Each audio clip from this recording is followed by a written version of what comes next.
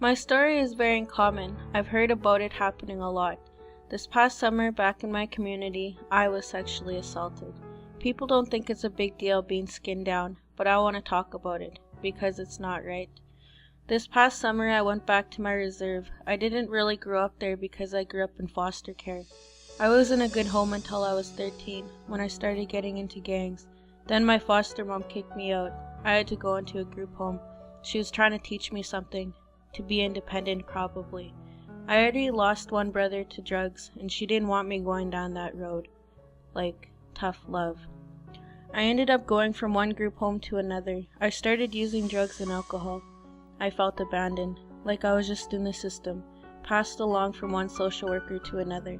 My brother was in a gang. I was young and naive. They told me if you sell this dope for me, you'll get a profit. I guess with the drinking, I just wanted to feel numb. When I was young, the drugs and alcohol made me feel stronger, but as I got older, they just made me sick. It got so I couldn't sleep without drinking. I'd wake up, I was broke, no smokes. I wondered why I felt like I had to rely on them. I got into treatment. This recovery program on a reserve up north. It wasn't my reserve, but I started to recover. I found my culture there.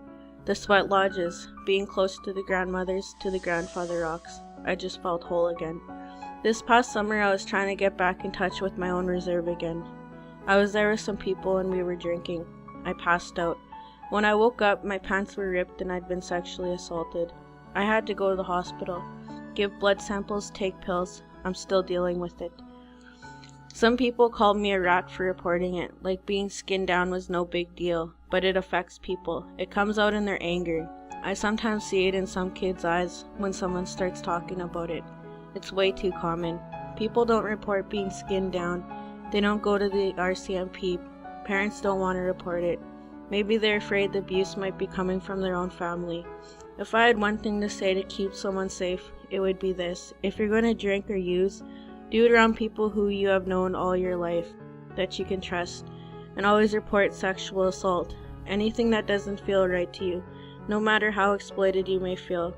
For the community, I'd say, put more counselors in the community. Sexual abuse is sexual assault too. It's not right. Talk about it.